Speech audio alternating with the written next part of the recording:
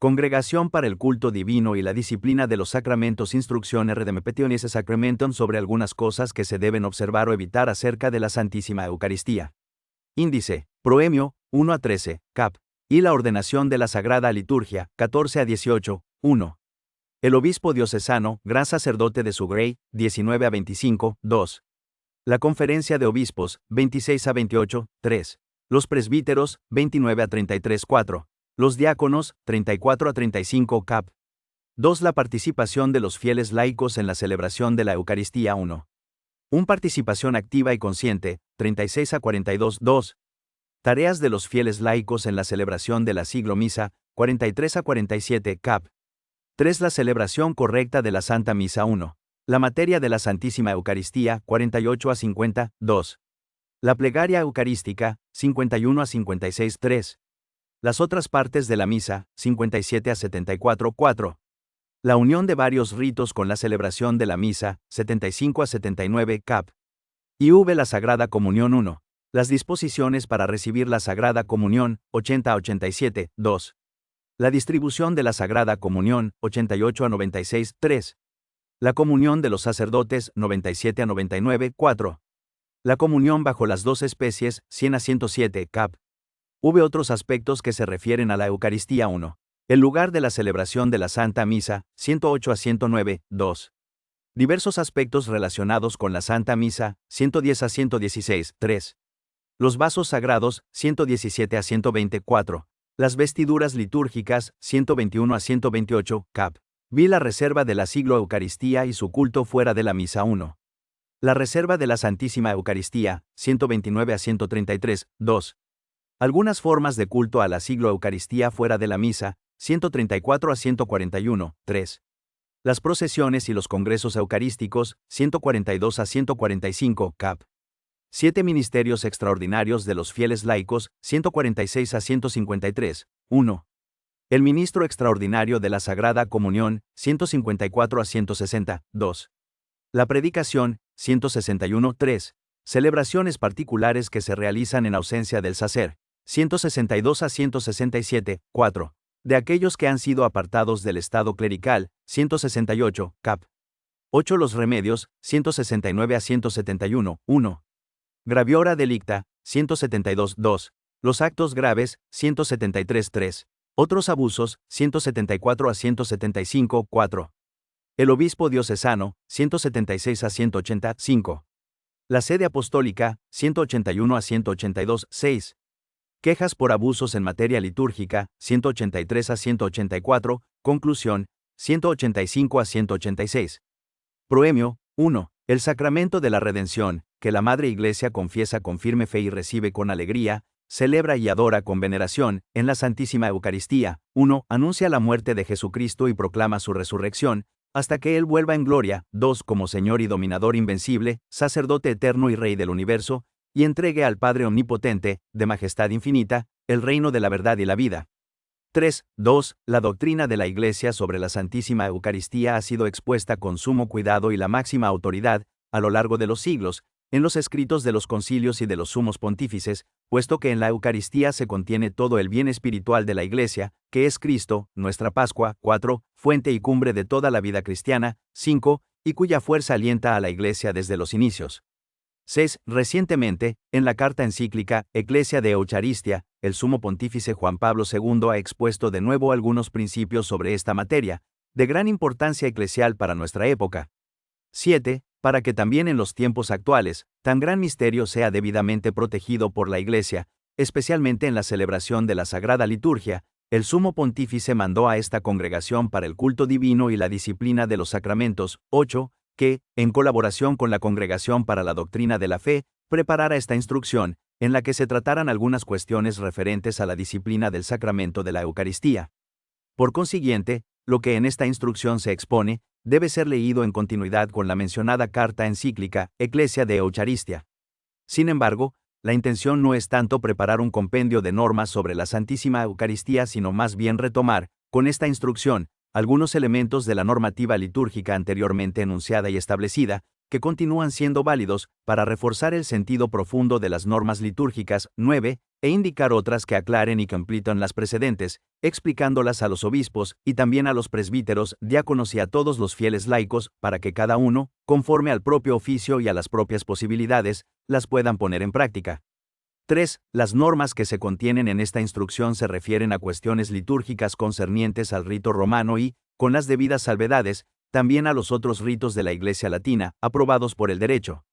4. No hay duda de que la reforma litúrgica del concilio ha tenido grandes ventajas para una participación más consciente, activa y fructuosa de los fieles en el santo sacrificio del altar. 10. Sin embargo, no faltan sombras.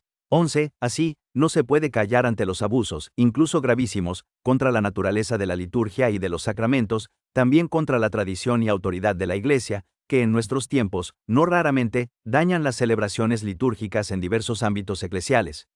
En algunos lugares, los abusos litúrgicos se han convertido en una costumbre, lo cual no se puede admitir y debe terminarse. 5. La observancia de las normas que han sido promulgadas por la autoridad de la Iglesia exige que concuerden la mente y la voz, las acciones externas y la intención del corazón. La mera observancia externa de las normas, como resulta evidente, es contraria a la esencia de la Sagrada Liturgia, con la que Cristo quiere congregar a su Iglesia, y con ella formar un solo cuerpo y un solo espíritu. 12. Por esto la acción externa debe estar iluminada por la fe y la caridad, que nos unen con Cristo y los unos a los otros, y suscitan en nosotros la caridad hacia los pobres y necesitados. Las palabras y los ritos litúrgicos son expresión fiel, madurada a lo largo de los siglos, de los sentimientos de Cristo y nos enseñan a tener los mismos sentimientos que Él. 13. Conformando nuestra mente con sus palabras, elevamos al Señor nuestro corazón. Cuanto se dice en esta instrucción, intenta conducir a esta conformación de nuestros sentimientos con los sentimientos de Cristo, expresados en las palabras y ritos de la liturgia. 6. Los abusos, sin embargo, contribuyen a oscurecer la recta fe y la doctrina católica sobre este admirable sacramento. 14. De esta forma, también se impide que puedan los fieles revivir de algún modo la experiencia de los dos discípulos de Emaús. Entonces se les abrieron los ojos y lo reconocieron.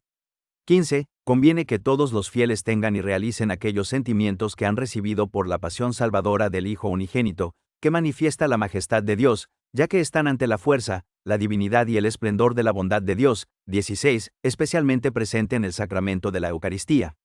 17. 7. No es extraño que los abusos tengan su origen en un falso concepto de libertad. Pero Dios nos ha concedido, en Cristo, no una falsa libertad para hacer lo que queramos, sino la libertad para que podamos realizar lo que es digno y justo.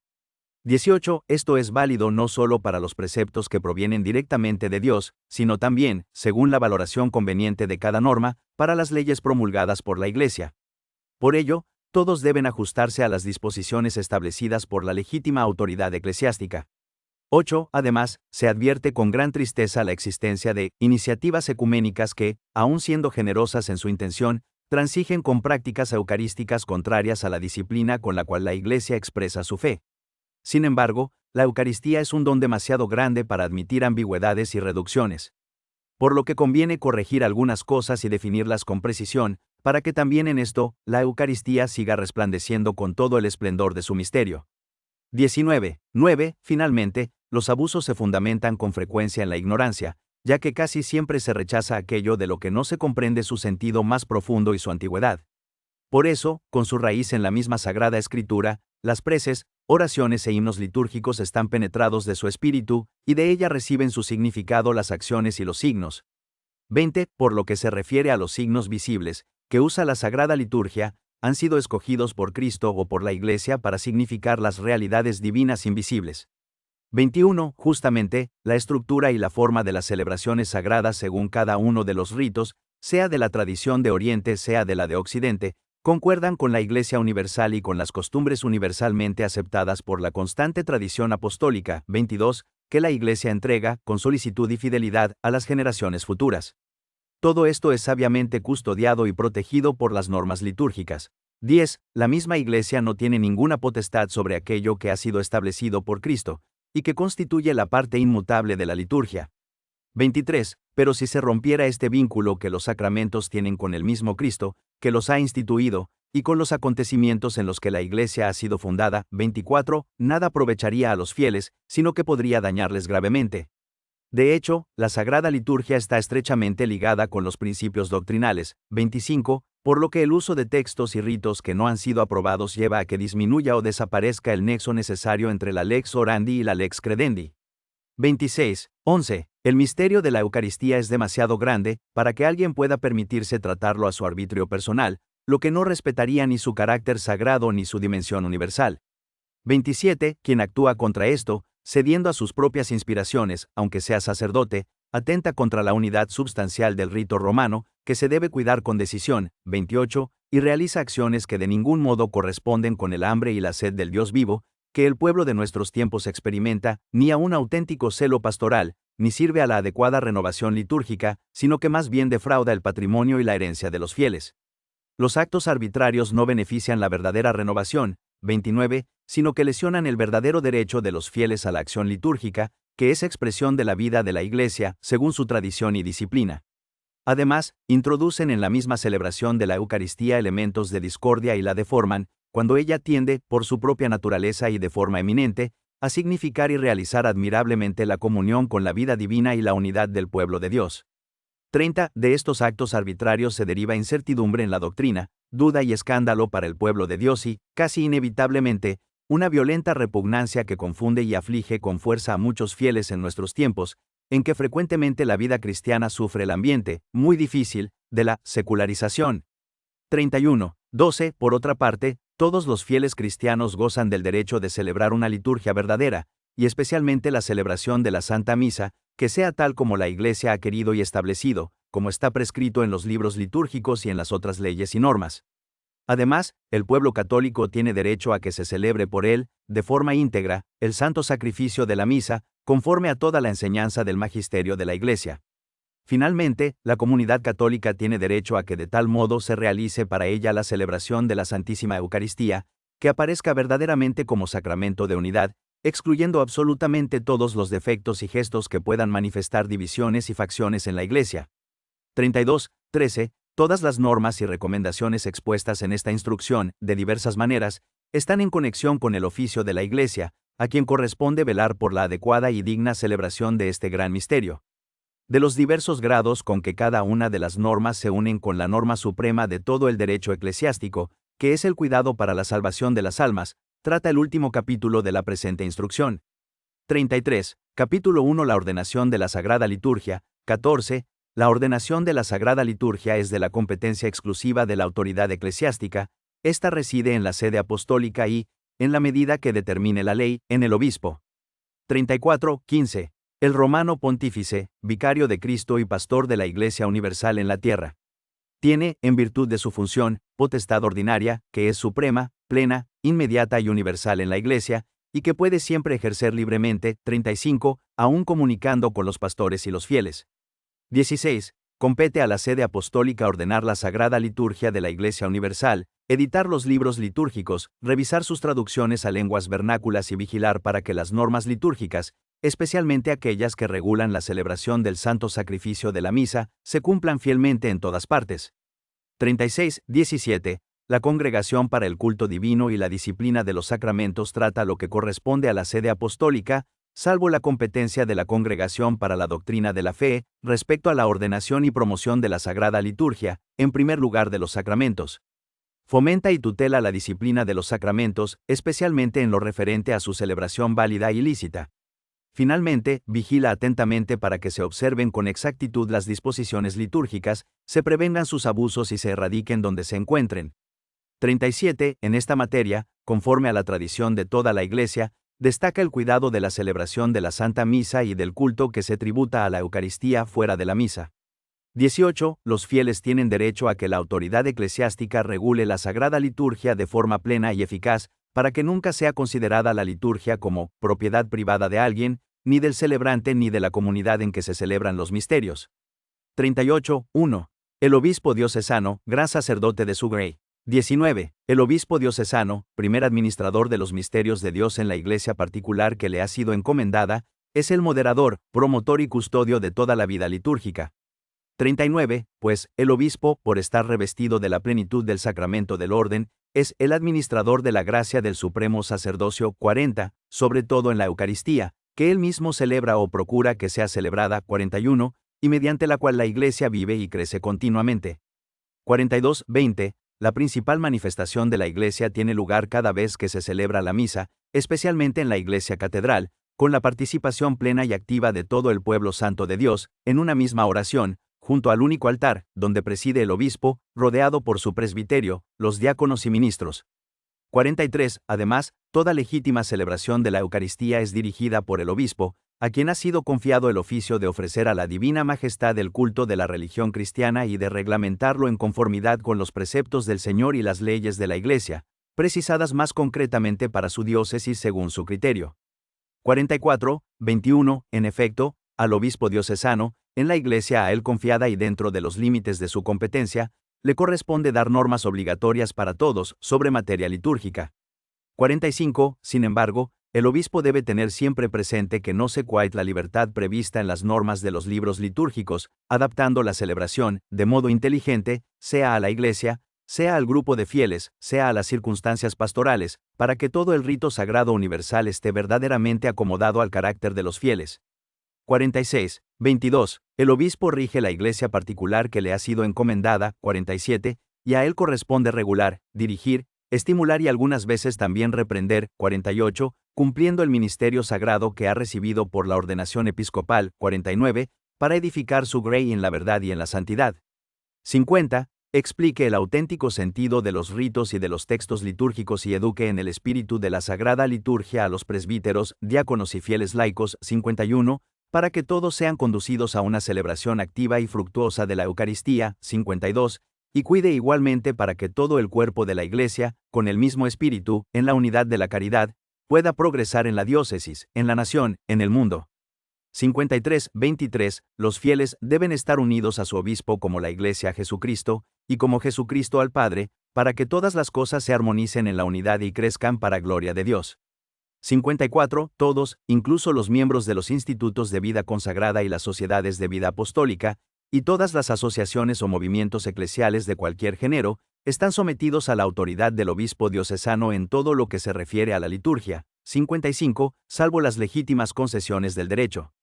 Por lo tanto, compete al obispo diocesano el derecho y el deber de visitar y vigilar la liturgia en las iglesias y oratorios situados en su territorio, también aquellos que sean fundados o dirigidos por los citados institutos religiosos, si los fieles acuden a ellos de forma habitual. 56, 24. El pueblo cristiano, por su parte, tiene derecho a que el obispo diocesano vigile para que no se introduzcan abusos en la disciplina eclesiástica, especialmente en el ministerio de la palabra, en la celebración de los sacramentos y sacramentales, en el culto a Dios y a los santos. 57. 25. Las comisiones, consejos o comités, instituidos por el obispo, para que contribuyan a promover la acción litúrgica, la música y el arte sacro en su diócesis, deben actuar según el juicio y normas del obispo, bajo su autoridad y contando con su confirmación, así cumplirán su tarea adecuadamente. 58. Y se mantendrá en la diócesis el gobierno efectivo del obispo. De estos organismos, de otros institutos y de cualquier otra iniciativa en materia litúrgica, después de cierto tiempo, resulta urgente que los obispos indaguen si hasta el momento ha sido fructuosa. 59. Su actividad, y valoren atentamente cuáles correcciones o mejoras se deben introducir en su estructura y en su actividad. 60. Para que encuentren nueva vitalidad. Se tenga siempre presente que los expertos deben ser elegidos entre aquellos que sean firmes en la fe católica y verdaderamente preparados en las disciplinas teológicas y culturales. 2. La Conferencia de Obispos. 26. Esto vale también para las comisiones de la misma materia, que, vivamente deseadas por el Concilio. 61. Son instituidas por la Conferencia de Obispos y de la cual es necesario que sean miembros los obispos, distinguiéndose con claridad de los ayudantes peritos. Cuando el número de los miembros de la Conferencia de Obispos no sea suficiente para que se elijan de entre ellos sin dificultad, y se instituya la comisión litúrgica, nómbrese un consejo o grupo de expertos que, en cuanto sea posible y siempre bajo la presidencia de un obispo, desempeñen estas tareas, evitando, sin embargo, el nombre de comisión litúrgica. 27. La interrupción de todos los experimentos sobre la celebración de la Santa Misa ha sido notificada por la Santa Sede ya desde el año 1970, 62, y nuevamente se repitió, para recordarlo, en el año 1988. 63. Por lo tanto, cada obispo y la misma conferencia no tienen ninguna facultad para permitir experimentos sobre los textos litúrgicos o sobre otras cosas que se indican en los libros litúrgicos. Para que se puedan realizar en el futuro tales experimentos, se requiere el permiso de la congregación para el culto divino y la disciplina de los sacramentos, que lo concederá por escrito, previa petición de la conferencia de obispos. Pero esto no se concederá sin una causa grave.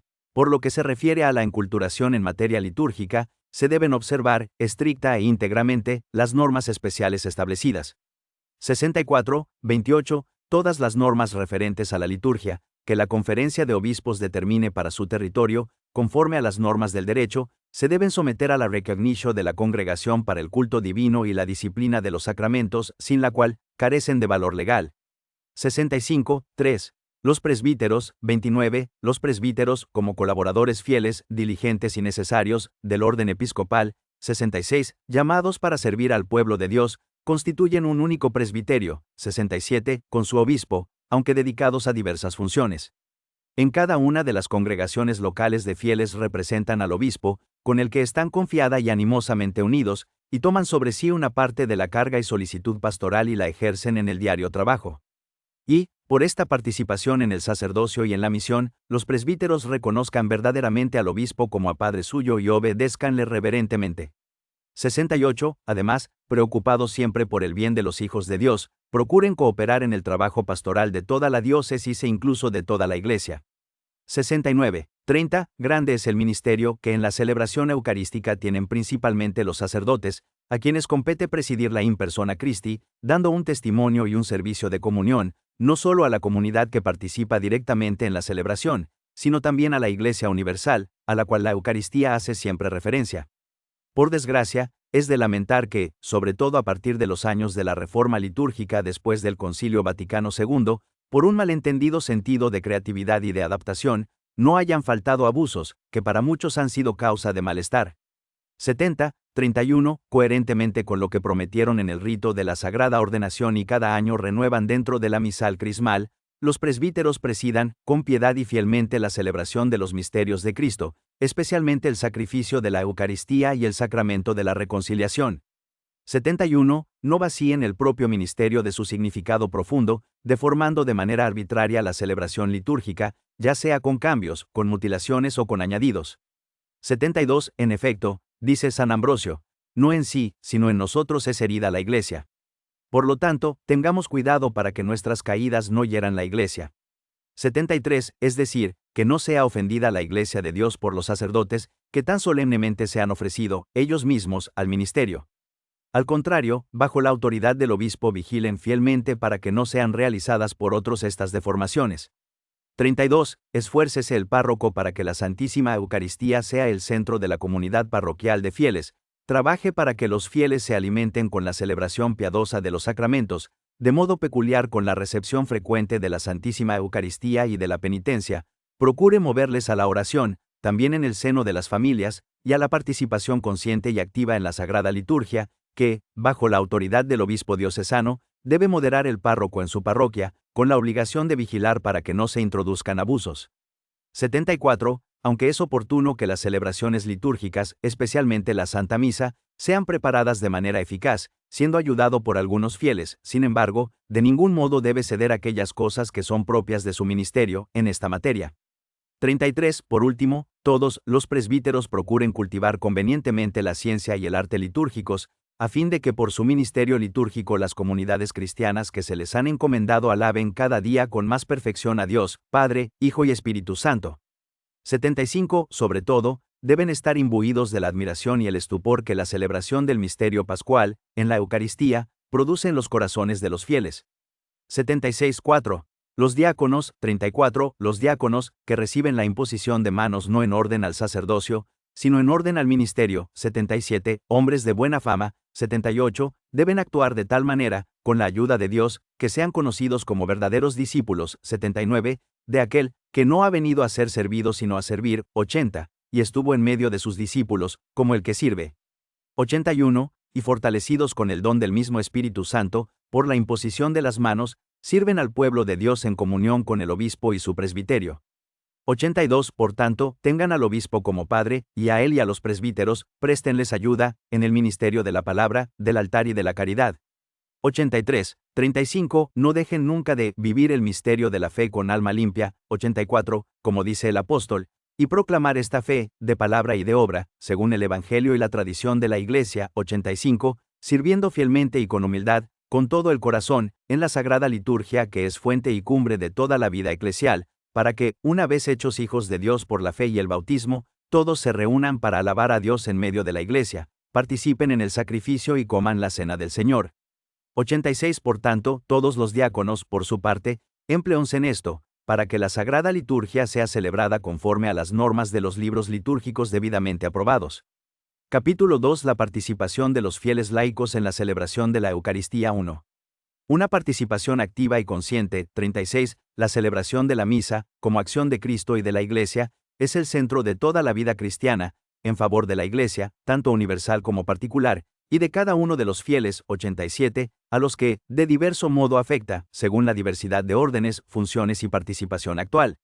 88. De este modo el pueblo cristiano, raza elegida, sacerdocio real, nación santa, pueblo adquirido. 89. Manifiesta su orden coherente y jerárquico. 90. El sacerdocio común de los fieles y el sacerdocio ministerial o jerárquico, aunque diferentes esencialmente y no solo en grado, se ordenan, sin embargo, el uno al otro, pues ambos participan de forma peculiar del único sacerdocio de Cristo. 91. 37. Todos los fieles, por el bautismo, han sido liberados de sus pecados e incorporados a la Iglesia, destinados por el carácter al culto de la religión cristiana. 92.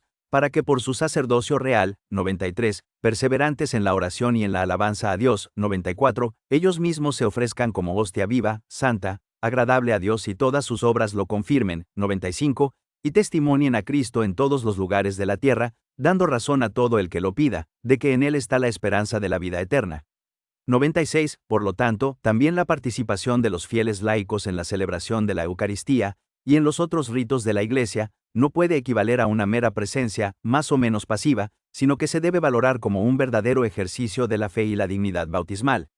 38. Así pues, la doctrina constante de la Iglesia sobre la naturaleza de la Eucaristía, no solo convival sino también, y sobre todo, como sacrificio, debe ser rectamente considerada como una de las claves principales para la plena participación de todos los fieles en tan gran sacramento. 97. Privado de su valor sacrificial, se vive como si no tuviera otro significado y valor que el de un encuentro convival fraterno.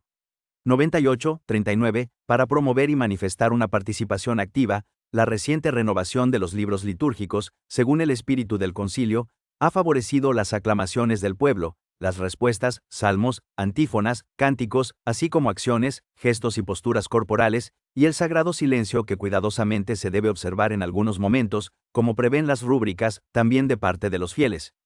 99. Además, se ha dado un amplio espacio a una adecuada libertad de adaptación, fundamentada sobre el principio de que toda celebración responda a la necesidad, a la capacidad, a la mentalidad y a la índole de los participantes, conforme a las facultades establecidas en las normas litúrgicas. En la elección de los cantos, melodías, oraciones y lecturas bíblicas, en la realización de la homilía, en la preparación de la oración de los fieles, en las moniciones que a veces se pronuncian, y en adornar la Iglesia en los diversos tiempos, existe una amplia posibilidad de que en toda celebración se pueda introducir, cómodamente, una cierta variedad para que aparezca con mayor claridad la riqueza de la tradición litúrgica y, atendiendo a las necesidades pastorales, se comunique diligentemente el sentido peculiar de la celebración, de modo que se favorezca la participación interior. También se debe recordar que la fuerza de la acción litúrgica no está en el cambio frecuente de los ritos, sino, verdaderamente, en profundizar en la palabra de Dios y en el misterio que se celebra. 140. Sin embargo, por más que la liturgia tiene, sin duda alguna, esta característica de la participación activa de todos los fieles, no se deduce necesariamente que todos deban realizar otras cosas en sentido material, además de los gestos y posturas corporales, como si cada uno tuviera que asumir, necesariamente, una tarea litúrgica específica. La catequesis procure con atención que se corrijan las ideas y los comportamientos superficiales, que en los últimos años se han difundido en algunas partes, en esta materia, y despierte siempre en los fieles un renovado sentimiento de gran admiración frente a la altura del misterio de fe, que es la Eucaristía, en cuya celebración la Iglesia pasa continuamente de lo viejo a lo nuevo. 101. En efecto, en la celebración de la Eucaristía, como en toda la vida cristiana, que de ella saca la fuerza y hacia ella tiende, la Iglesia, a ejemplo de Santo Tomás Apóstol, se postra en adoración ante el Señor crucificado, muerto, sepultado y resucitado, en la plenitud de su esplendor divino, y perpetuamente exclama, Señor mío y Dios mío. 102, 41, son de gran utilidad para suscitar, promover y alentar esta disposición interior de participación litúrgica, la asidua y difundida celebración de la liturgia de las horas, el uso de los sacramentales y los ejercicios de la piedad popular cristiana. Este tipo de ejercicios que, aunque en el rigor del derecho no pertenecen a la sagrada liturgia, tienen, sin embargo, una especial importancia y dignidad, se deben conservar por el estrecho vínculo que existe con el ordenamiento litúrgico, especialmente cuando han sido aprobados y alabados por el mismo magisterio. 103. Esto vale sobre todo para el rezo del rosario. 104. Además, estas prácticas de piedad conducen al pueblo cristiano a frecuentar los sacramentos, especialmente la Eucaristía, también a meditar los misterios de nuestra redención y a imitar los insignes ejemplos de los santos del cielo, que nos hacen así participar en el culto litúrgico, no sin gran provecho espiritual. 105. 42. Es necesario reconocer que la Iglesia no se reúne por voluntad humana, sino convocada por Dios en el Espíritu Santo, y responde por la fe a su llamada gratuita. En efecto, Ecclesia tiene relación con Clesis, esto es, llamada. 106. Ni el sacrificio eucarístico se debe considerar como concelebración, en sentido unívoco, del sacerdote al mismo tiempo que del pueblo presente. 107. Al contrario, la Eucaristía celebrada por los sacerdotes es un don, que supera radicalmente la potestad de la asamblea. La asamblea que se reúne para celebrar la Eucaristía necesita absolutamente, para que sea realmente asamblea eucarística, un sacerdote ordenado que la presida. Por otra parte, la comunidad no está capacitada para darse por sí sola el ministro ordenado. 108. Urge la necesidad de un interés común para que se eviten todas las ambigüedades en esta materia y se procure el remedio de las dificultades de estos últimos años.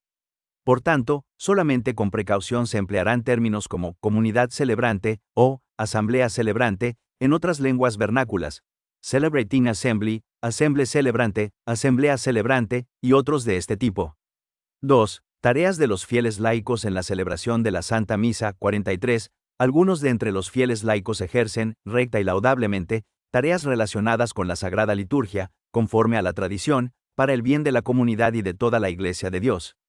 109. Conviene que se distribuyan y realicen entre varios las tareas o las diversas partes de una misma tarea. 110. 44. Además de los ministerios instituidos, de lector y de acólito. 111. Entre las tareas arriba mencionadas, en primer lugar están los de acólito, 112, y de lector, 113, con un encargo temporal, a los que se unen otros servicios, descritos en el misal romano, 114, y también la tarea de preparar las hostias, lavar los paños litúrgicos y similares.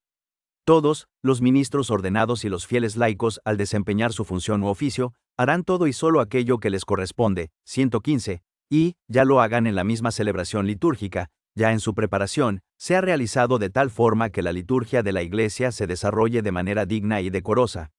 45. Se debe evitar el peligro de oscurecer la complementariedad entre la acción de los clérigos y los laicos, para que las tareas de los laicos no sufran una especie de clericalización, como se dice, mientras los ministros sagrados asumen indebidamente lo que es propio de la vida y de las acciones de los fieles laicos. 116. 46. El fiel laico que es llamado para prestar una ayuda en las celebraciones litúrgicas, debe estar debidamente preparado y ser recomendable por su vida cristiana, fe, costumbres y su fidelidad hacia el magisterio de la Iglesia. Conviene que haya recibido la formación litúrgica correspondiente a su edad, condición, género de vida y cultura religiosa. 117. No se elija a ninguno cuya designación pueda suscitar el asombro de los fieles. 118. 47. Es muy loable que se conserve la benemérita costumbre de que niños o jóvenes, denominados normalmente monaguillos, estén presentes y realicen un servicio junto al altar, como acólitos, y reciban una catequesis conveniente, adaptada a su capacidad, sobre esta tarea. 119. No se puede olvidar que del conjunto de estos niños, a lo largo de los siglos, ha surgido un número considerable de ministros sagrados. 120. Institúyanse y promuévanse asociaciones para ellos, en las que también participen y colaboren los padres, y con las cuales se proporcione a los monaguillos una atención pastoral eficaz. Cuando este tipo de asociaciones tenga carácter internacional, le corresponde a la Congregación para el Culto Divino y la Disciplina de los Sacramentos erigirlas, aprobarlas y reconocer sus estatutos. 121. A esta clase de servicio al altar pueden ser admitidas niñas o mujeres, según el juicio del obispo diocesano y observando las normas establecidas. 122. Capítulo 3. La celebración correcta de la Santa Misa 1. La materia de la Santísima Eucaristía. 48. El pan que se emplea en el santo sacrificio de la Eucaristía debe ser ácimo, de solo trigo y hecho recientemente, para que no haya ningún peligro de que se corrompa. 123. Por consiguiente, no puede constituir la materia válida, para la realización del sacrificio y del sacramento eucarístico, el pan elaborado con otras sustancias, aunque sean cereales, ni aquel que lleva mezcla de una sustancia diversa del trigo, en tal cantidad que, según la valoración común, no se puede llamar pan de trigo. 124. Es un abuso grave introducir, en la fabricación del pan para la Eucaristía, otras sustancias como frutas, azúcar o miel. Es claro que las hostias deben ser preparadas por personas que no solo se distingan por su honestidad, sino que además sean expertas en la elaboración y dispongan de los instrumentos adecuados. 125. 49. Conviene, en razón del signo, que algunas partes del pan eucarístico que resultan de la fracción del pan, se distribuyan al menos a algunos fieles en la comunión. No obstante, de ningún modo se excluyen las hostias pequeñas, cuando lo requiere el número de los que van a recibir la Sagrada Comunión, u otras razones pastorales lo exijan. 126. Más bien, según la costumbre, sean usadas sobre todo formas pequeñas, que no necesitan una fracción ulterior. 50. El vino que se utiliza en la celebración del santo sacrificio eucarístico debe ser natural, del fruto de la vid, puro y sin corromper, sin mezcla de sustancias extrañas. 127. En la misma celebración de la misa se le debe mezclar un poco de agua. Téngase diligente cuidado de que el vino destinado a la Eucaristía se conserve en perfecto estado y no sea vinagre. 128. Está totalmente prohibido utilizar un vino del que se tiene duda en cuanto a su carácter genuino o a su procedencia, pues la Iglesia exige certeza sobre las condiciones necesarias para la validez de los sacramentos. No se debe admitir bajo ningún pretexto otras bebidas de cualquier género que no constituyen una materia válida. 2. La plegaria eucarística. 51. Solo se pueden utilizar las plegarias eucarísticas que se encuentran en el misal romano o aquellas que han sido legítimamente aprobadas por la sede apostólica, en la forma y manera que se determina en la misma aprobación. No se puede tolerar que algunos sacerdotes se arroguen el derecho de componer plegarias eucarísticas. 129. Ni cambiar el texto aprobado por la Iglesia, ni utilizar otros, compuestos por personas privadas. 130. 52. La proclamación de la plegaria eucarística, que por su misma naturaleza es como la cumbre de toda la celebración, es propia del sacerdote, en virtud de su misma ordenación. Por tanto, es un abuso hacer que algunas partes de la plegaria eucarística sean pronunciadas por el diácono, por un ministro laico, o bien por uno solo o por todos los fieles juntos. La plegaria eucarística, por lo tanto, debe ser pronunciada en su totalidad, y solamente, por el sacerdote. 131. 53. Mientras el sacerdote celebrante pronuncia la plegaria eucarística, no se realizarán otras oraciones o cantos, y estarán en silencio el órgano y los otros instrumentos musicales. 132. Salvo las aclamaciones del pueblo, como rito aprobado, de que se hablará más adelante. 54. Sin embargo, el pueblo participa siempre activamente y nunca de forma puramente pasiva. Se asocia al sacerdote en la fe y con el silencio, también con las intervenciones indicadas en el curso de la plegaria eucarística, que son las respuestas en el diálogo del prefacio, el santo, la aclamación después de la consagración y la aclamación amén después de la doxología final, así como otras aclamaciones aprobadas por la Conferencia de Obispos y confirmadas por la Santa Sede. 133. 55. En algunos lugares se ha difundido el abuso de que el sacerdote parte la hostia en el momento de la consagración, durante la celebración de la Santa Misa. Este abuso se realiza contra la tradición de la Iglesia. Sea reprobado y corregido con urgencia. 56. En la plegaria eucarística no se omita la mención del sumo pontífice y del obispo diocesano, conservando así una antiquísima tradición y manifestando la comunión eclesial. En efecto, la reunión eclesial de la Asamblea Eucarística es comunión con el propio obispo y con el romano pontífice. 134. 3. Las otras partes de la misa. 57. Es un derecho de la comunidad de fieles que, sobre todo en la celebración dominical, haya una música sacra adecuada e idónea, según costumbre, y siempre el altar, los paramentos y los paños sagrados, según las normas, resplandezcan por su dignidad, nobleza y limpieza. 58. Igualmente, todos los fieles tienen derecho a que la celebración de la Eucaristía sea preparada diligentemente en todas sus partes, para que en ella sea proclamada y explicada con dignidad y eficacia la palabra de Dios. La facultad de seleccionar los textos litúrgicos y los ritos debe ser ejercida con cuidado, según las normas, y las letras de los cantos de la celebración litúrgica custodien y alimenten debidamente la fe de los fieles.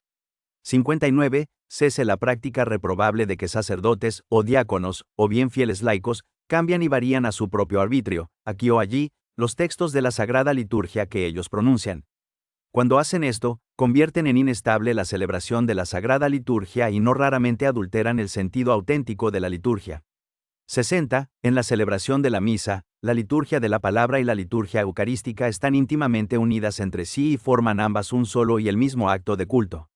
Por lo tanto, no es lícito separar una de otra, ni celebrarlas en lugares y tiempos diversos. 135. Tampoco está permitido realizar cada parte de la Sagrada Misa en momentos diversos, aunque sea el mismo día. 61. Para elegir las lecturas bíblicas, que se deben proclamar en la celebración de la misa, se deben seguir las normas que se encuentran en los libros litúrgicos. 136. A fin de que verdaderamente, la mesa de la palabra de Dios se prepare con más abundancia para los fieles y se abran a ellos los tesoros bíblicos. 137, 62. No está permitido omitir o sustituir, arbitrariamente, las lecturas bíblicas prescritas ni, sobre todo, cambiar las lecturas y el salmo responsorial, que contienen la palabra de Dios, con otros textos no bíblicos. 138, 63. La lectura evangélica, que constituye el momento culminante de la liturgia de la palabra. 139. En las celebraciones de la Sagrada Liturgia se reserva al ministro ordenado, conforme a la tradición de la Iglesia. 140. Por eso no está permitido a un laico, aunque sea religioso, proclamar la lectura evangélica en la celebración de la Santa Misa, ni tampoco en otros casos, en los cuales no sea explícitamente permitido por las normas.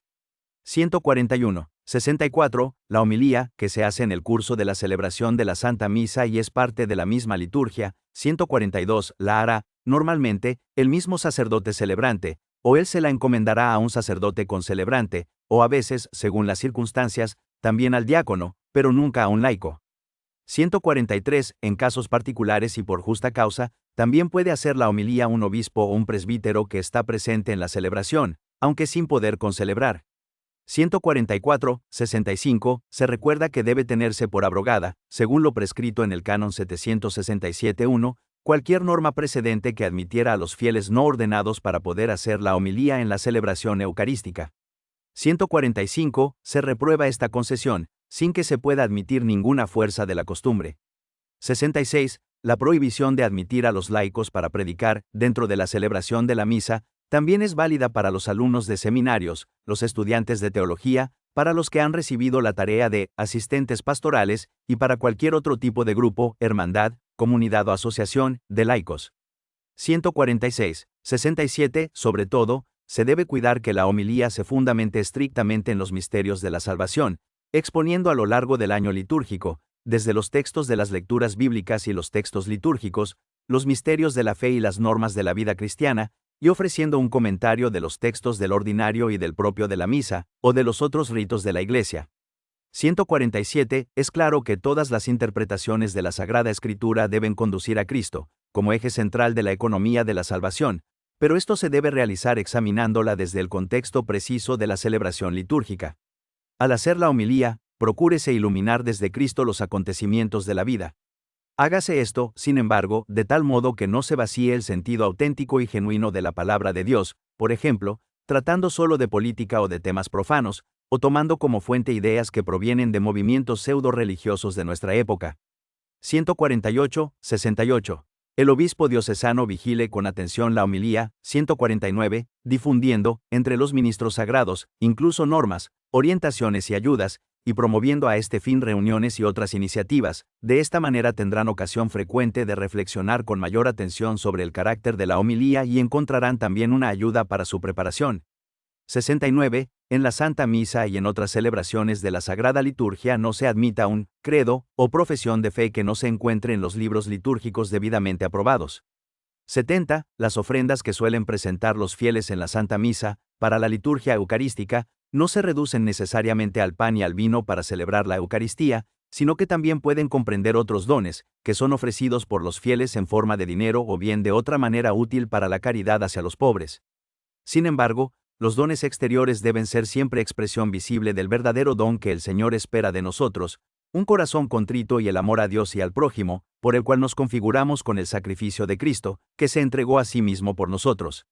Pues en la Eucaristía resplandece, sobre todo, el misterio de la caridad que Jesucristo reveló en la última cena, lavando los pies de los discípulos.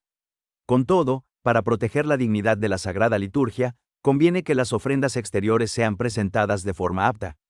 Por lo tanto, el dinero, así como otras ofrendas para los pobres, se pondrán en un lugar oportuno, pero fuera de la mesa eucarística. 150, salvo el dinero y, cuando sea el caso, una pequeña parte de los otros dones ofrecidos, por razón del signo, es preferible que estas ofrendas sean presentadas fuera de la celebración de la misa. 71. Consérvese la costumbre del rito romano, de dar la paz un poco antes de distribuir la Sagrada Comunión, como está establecido en el ordinario de la misa. Además, conforme a la tradición del rito romano, esta práctica no tiene un sentido de reconciliación ni de perdón de los pecados, sino que más bien significa la paz, la comunión y la caridad, antes de recibir la Santísima Eucaristía.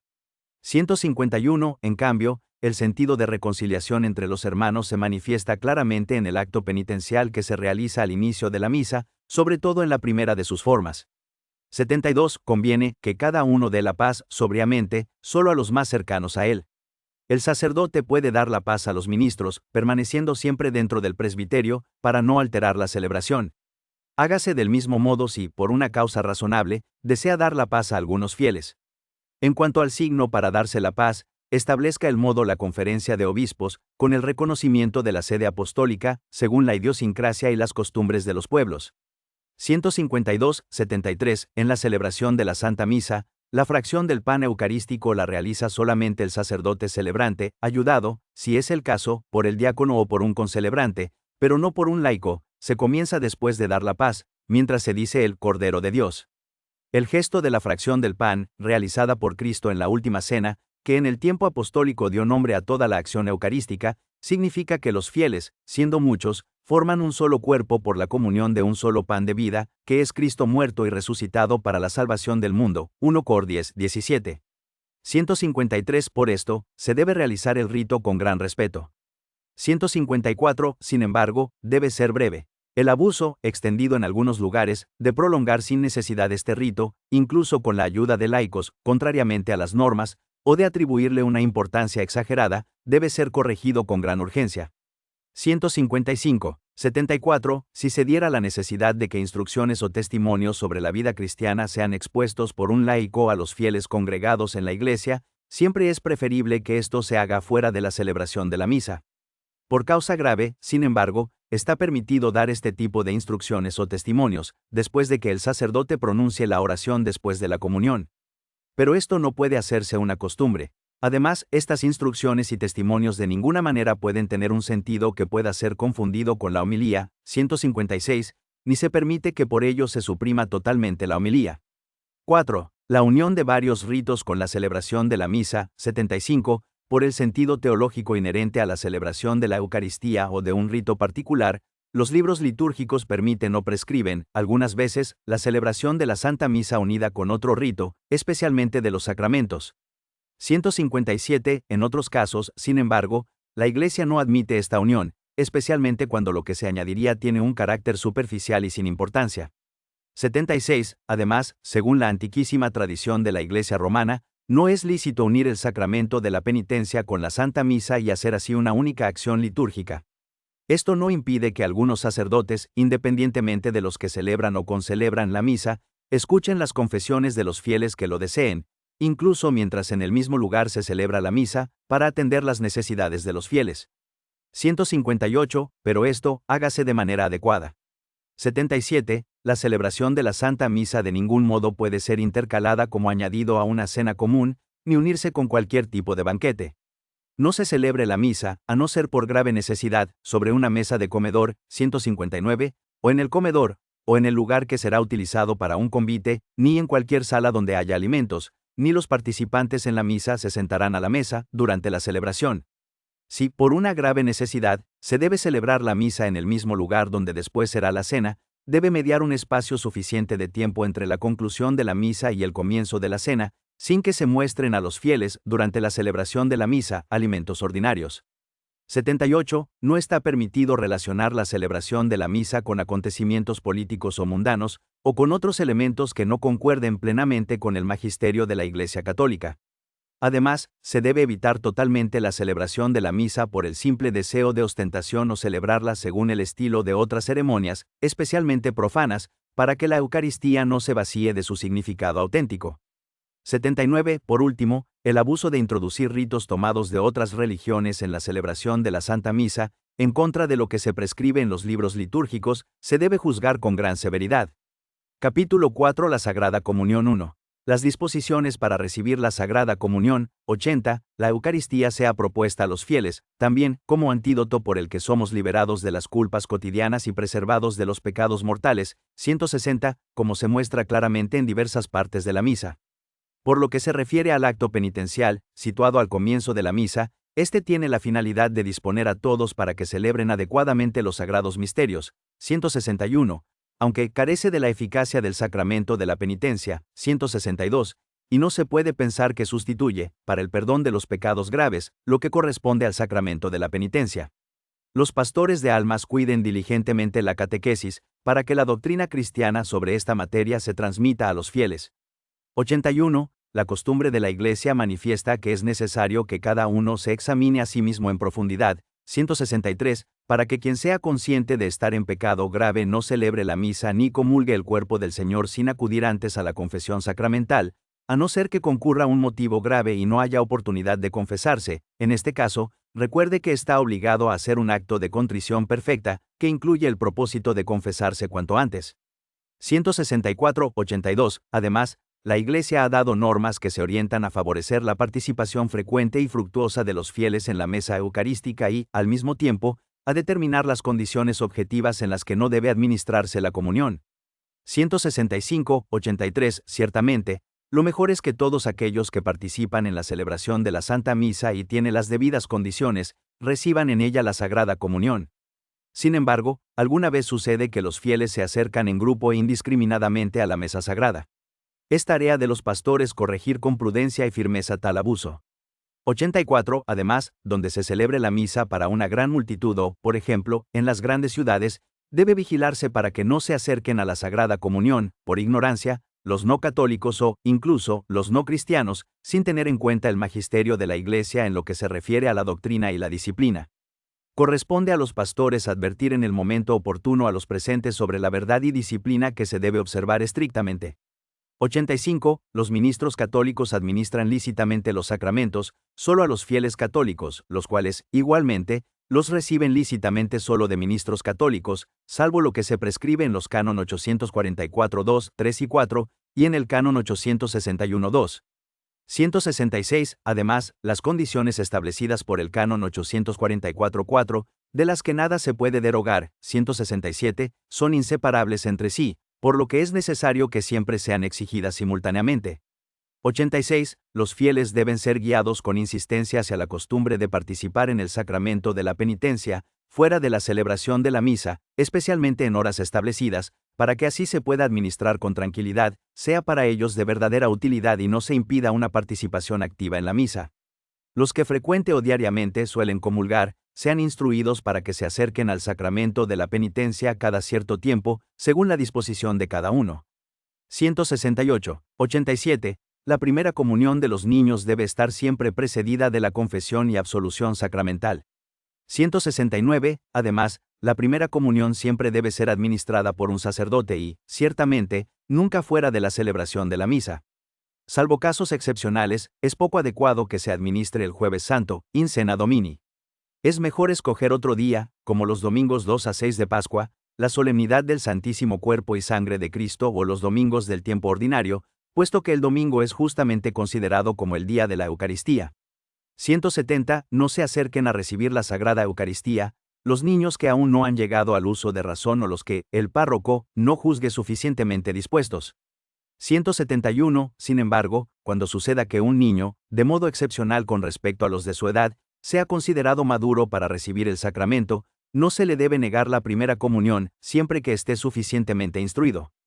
2. La distribución de la Sagrada Comunión. 88. Los fieles, habitualmente, reciban la comunión sacramental de la Eucaristía en la misma misa y en el momento prescrito por el mismo rito de la celebración, esto es, inmediatamente después de la comunión del sacerdote celebrante.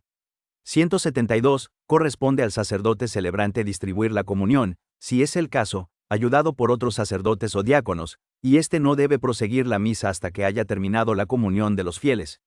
Solo donde la necesidad lo requiera, los ministros extraordinarios pueden ayudar al sacerdote celebrante, según las normas del derecho. 173. 89. Para que también, por los signos, aparezca mejor que la comunión es participación en el sacrificio que se está celebrando. 174. Es deseable que los fieles puedan recibirla con hostias consagradas en la misma misa. 175. 90. Los fieles comulgan de rodillas o de pie, según lo establezca la Conferencia de Obispos, con la confirmación de la sede apostólica. Cuando comulgan de pie, se recomienda hacer, antes de recibir el sacramento, la debida reverencia, que deben establecer las mismas normas. 176. 91. En la distribución de la Sagrada Comunión se debe recordar que, los ministros sagrados no pueden negar los sacramentos a quienes los pidan de modo oportuno, estén bien dispuestos y no les sea prohibido por el derecho recibirlos. 177. Por consiguiente, cualquier bautizado católico, a quien el derecho no se lo prohíba, debe ser admitido a la Sagrada Comunión. Así pues, no es lícito negar la Sagrada Comunión a un fiel, por ejemplo, solo por el hecho de querer recibir la Eucaristía arrodillado o de pie. 92. Aunque todo fiel tiene siempre derecho a elegir si desea recibir la Sagrada Comunión en la boca. 178. Si el que va a comulgar quiere recibir en la mano el sacramento, en los lugares donde la Conferencia de Obispos lo haya permitido, con la confirmación de la sede apostólica, se le debe administrar la Sagrada Hostia. Sin embargo, póngase especial cuidado en que el comulgante consuma inmediatamente la hostia, delante del ministro, y ninguno se aleje teniendo en la mano las especies eucarísticas. Si existe peligro de profanación, no se distribuya a los fieles la comunión en la mano. 179. 93. La bandeja para la comunión de los fieles se debe mantener, para evitar el peligro de que caiga la hostia sagrada o algún fragmento. 180. 94. No está permitido que los fieles tomen la hostia consagrada ni el cáliz sagrado, por sí mismos, ni mucho menos que se lo pasen entre sí de mano en mano. 181. En esta materia, además, debe suprimirse el abuso de que los esposos, en la misa nupcial, se administren de modo recíproco la Sagrada Comunión. 95. El fiel laico, que ya ha recibido la Santísima Eucaristía, puede recibirla otra vez el mismo día solamente dentro de la celebración eucarística en la que participe, quedando a salvo lo que prescribe el C. 921-2. 182. 96. Se reprueba la costumbre, que es contraria a las prescripciones de los libros litúrgicos, de que sean distribuidas a manera de comunión, durante la misa o antes de ella, ya sean hostias no consagradas, ya sean otros comestibles o no comestibles. Puesto que estas costumbres de ningún modo concuerdan con la tradición del rito romano y llevan consigo el peligro de inducir a confusión a los fieles, respecto a la doctrina eucarística de la Iglesia. Donde en algunos lugares exista, por concesión, la costumbre particular de bendecir y distribuir pan, después de la misa, téngase gran cuidado de que se dé una adecuada catequesis sobre este acto. No se introduzcan otras costumbres similares, ni sean utilizadas para esto, nunca, hostias no consagradas.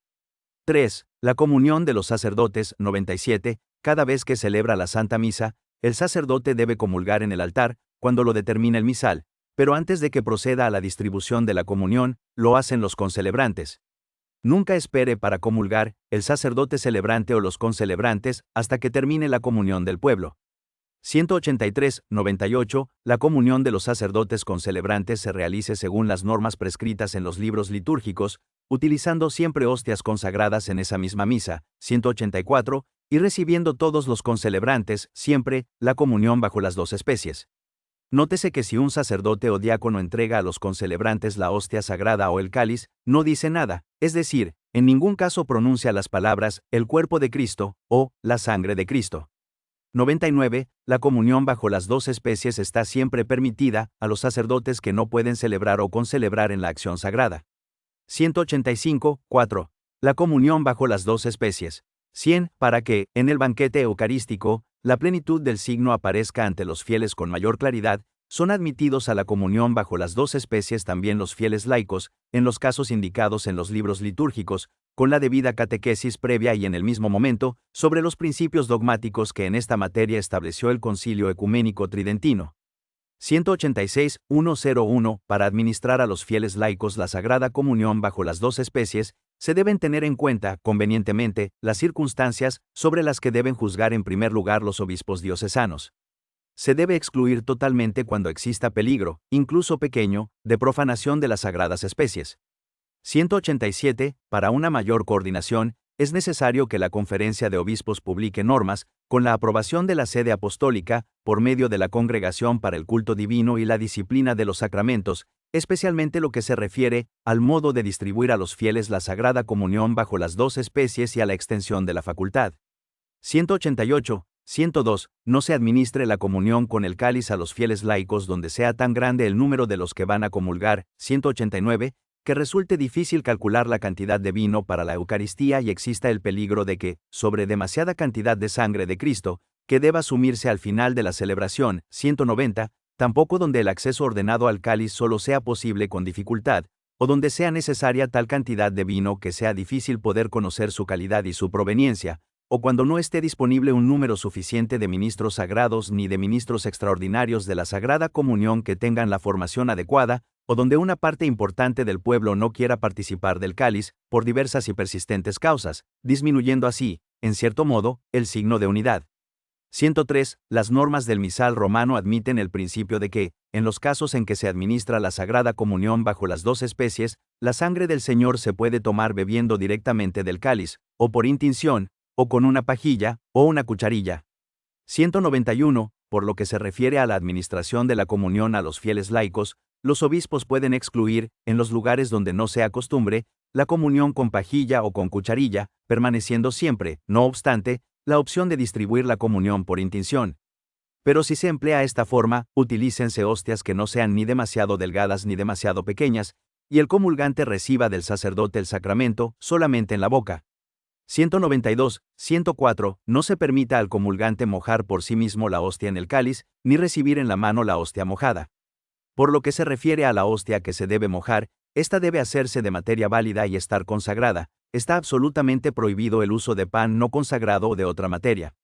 105. Si no es suficiente un cáliz, para la distribución de la comunión bajo las dos especies a los sacerdotes concelebrantes o a los fieles, nada impide que el sacerdote celebrante utilice varios cálices. 193. Recuérdese, no obstante, que todos los sacerdotes que celebran la Santa Misa tienen que realizar la comunión bajo las dos especies. Emples laudablemente, por razón del signo, un cáliz principal más grande, junto con otros cálices más pequeños. 106. Sin embargo, se debe evitar completamente, después de la consagración, echar la sangre de Cristo de un cáliz a otro, para excluir cualquier cosa de pueda resultar un agravio de tan gran misterio. Para contener la sangre del Señor nunca se utilicen frascos, vasijas u otros recipientes que no respondan plenamente a las normas establecidas. 107. Según la normativa establecida en los cánones, quien arroja por tierra las especies consagradas, o las lleva o retiene con una finalidad sacrílega, incurre en excomunión latae sententiae reservada a la sede apostólica. El clérigo puede ser castigado además con otra pena, sin excluir la expulsión del estado clerical. 194. En este caso se debe considerar incluida cualquier acción, voluntaria y grave, de desprecio a las sagradas especies. De donde si alguno actúa contra las normas arriba indicadas, por ejemplo, arrojando las sagradas especies en el lavabo de la sacristía, o en un lugar indigno, o por el suelo, incurre en las penas establecidas. 195. Además, recuerden todos que al terminar la distribución de la Sagrada Comunión, dentro de la celebración de la misa, hay que observar lo que prescribe el misal romano, y sobre todo que el sacerdote o, según las normas, otro ministro, de inmediato debe sumir en el altar, íntegramente, el vino consagrado que quizá haya quedado, las hostias consagradas que han sobrado, o las consume el sacerdote en el altar o las lleva al lugar destinado para la reserva de la Eucaristía. 196. Capítulo 5. Otros aspectos que se refieren a la Eucaristía. 1. El lugar de la celebración de la Santa Misa. 108. La celebración eucarística se ha de hacer en lugar sagrado, a no ser que, en un caso particular, la necesidad exija otra cosa. En este caso, la celebración debe realizarse en un lugar digno. 197. De la necesidad del caso juzgará, habitualmente, el obispo diocesano para su diócesis. 109. Nunca es lícito a un sacerdote celebrar la Eucaristía en un templo o lugar sagrado de cualquier religión no cristiana. 2. Diversos aspectos relacionados con la Santa Misa. 110. Los sacerdotes, teniendo siempre presente que en el misterio del sacrificio eucarístico se realiza continuamente la obra de la redención, deben celebrarlo frecuentemente, es más, se recomienda encarecidamente la celebración diaria, la cual, aunque no pueda tenerse con asistencia de fieles, es una acción de Cristo y de la Iglesia, en cuya realización los sacerdotes cumplen su principal ministerio. 198, 111. En la celebración o concelebración de la Eucaristía, admítase a celebrar a un sacerdote, aunque el rector de la Iglesia no lo conozca, con tal de que presente cartas comendaticias de la sede apostólica, o de su ordinario o de su superior, dadas al menos en el año, las enseñe, o pueda juzgarse prudentemente que nada le impide celebrar. 199. El obispo debe proveer para que desaparezcan las costumbres contrarias. 112. La misa se celebra o bien en lengua latina o bien en otra lengua, con tal de que se empleen textos litúrgicos que hayan sido aprobados, según las normas del derecho. Exceptuadas las celebraciones de la misa que, según las horas y los momentos, la autoridad eclesiástica establece que se hagan en la lengua del pueblo, siempre y en cualquier lugar es lícito a los sacerdotes celebrar el santo sacrificio en latín. 200. 113. Cuando una misa es concelebrada por varios sacerdotes, al pronunciar la plegaria eucarística, utilícese la lengua que sea conocida por todos los sacerdotes concelebrantes y por el pueblo congregado. Cuando suceda que entre los sacerdotes haya algunos que no conocen la lengua de la celebración y, por lo tanto, no pueden pronunciar debidamente las partes propias de la plegaria eucarística, no concelebren, sino que preferiblemente asistan a la celebración revestidos de hábito coral, según las normas. 201, 114. En las misas dominicales de la parroquia, como comunidad eucarística, es normal que se encuentren los grupos, movimientos, asociaciones y las pequeñas comunidades religiosas presentes en ella. 202. Aunque es lícito celebrar la misa, según las normas del derecho, para grupos particulares. 203. Estos grupos de ninguna manera están exentos de observar fielmente las normas litúrgicas. 115. Se reprueba el abuso de que sea suspendida de forma arbitraria la celebración de la Santa Misa en favor del pueblo, bajo el pretexto de promover el ayuno de la Eucaristía, contra las normas del misal romano y la sana tradición del rito romano. 116. No se multipliquen las misas, contra la norma del derecho, y sobre los estipendios obsérvese todo lo que manda el derecho. 204. 3. Los vasos sagrados. 117. Los vasos sagrados, que están destinados a recibir el cuerpo y la sangre del Señor, se deben fabricar estrictamente, conforme a las normas de la tradición y de los libros litúrgicos.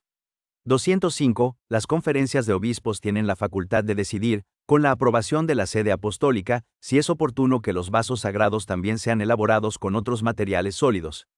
Sin embargo, se requiere estrictamente que este material, según la común estimación de cada región, sea verdaderamente noble. 206, de manera que con su uso se tribute honor al Señor y se evite absolutamente el peligro de debilitar, a los ojos de los fieles, la doctrina de la presencia real de Cristo en las especies eucarísticas. Por lo tanto, se reprueba cualquier uso por el que son utilizados para la celebración de la misa vasos comunes o de escaso valor, en lo que se refiere a la calidad, o carentes de todo valor artístico, o simples cestos, u otros vasos de cristal, arcilla, creta y otros materiales, que se rompen fácilmente.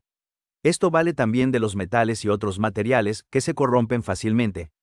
207, 118. Los vasos sagrados, antes de ser utilizados, son bendecidos por el sacerdote con el rito que se prescribe en los libros litúrgicos.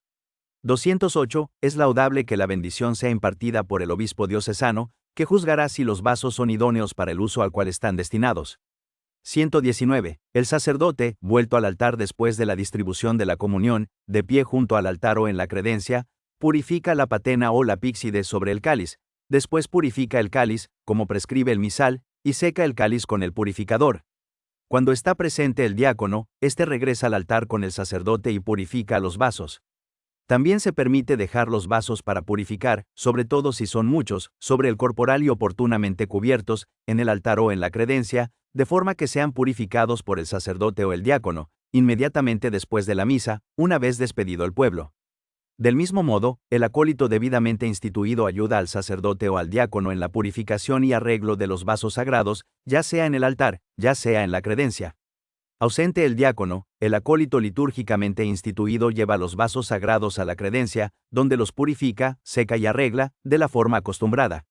209, 120. Cuiden los pastores que los paños de la Sagrada Mesa, especialmente los que reciben las sagradas especies, se conserven siempre limpios y se laven con frecuencia, conforme a la costumbre tradicional. Es laudable que se haga de esta manera, que el agua del primer lavado, hecho a mano, se vierta en un recipiente apropiado de la iglesia o sobre la tierra, en un lugar adecuado. Después de esto, se puede lavar nuevamente del modo acostumbrado. 4. Las vestiduras litúrgicas, 121. La diversidad de los colores en las vestiduras sagradas tiene como fin expresar con más eficacia, aun exteriormente, tanto las características de los misterios de la fe que se celebran como el sentido progresivo de la vida cristiana a lo largo del año litúrgico. 210. También la diversidad de ministerios se manifiesta exteriormente, al celebrar la Eucaristía, en la diversidad de las vestiduras sagradas. Pero estas vestiduras deben contribuir al decoro de la misma acción sagrada. 211. 122. El alba está ceñida a la cintura con el cíngulo, a no ser que esté confeccionada de tal modo que se adhiera al cuerpo sin cíngulo. Antes de ponerse el alba, si no cubre totalmente el vestido común alrededor del cuello, émplese el amito. 212. 123. La vestidura propia del sacerdote celebrante, en la misa y en otras acciones sagradas que directamente se relacionan con ella, es la casulla o planeta, si no se indica otra cosa, revestida sobre el alba y la estola. 213. Igualmente, el sacerdote que se reviste con la casulla, conforme a las rúbricas, no deje de ponerse la estola.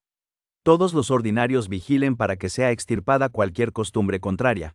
124. En el misal romano se da la facultad de que los sacerdotes que concelebran en la misa, excepto el celebrante principal, que siempre debe llevar la casulla del color prescrito, puedan omitir la casulla o planeta y usar la estola sobre el alba, cuando haya una justa causa, por ejemplo el gran número de concelebrantes y la falta de ornamentos.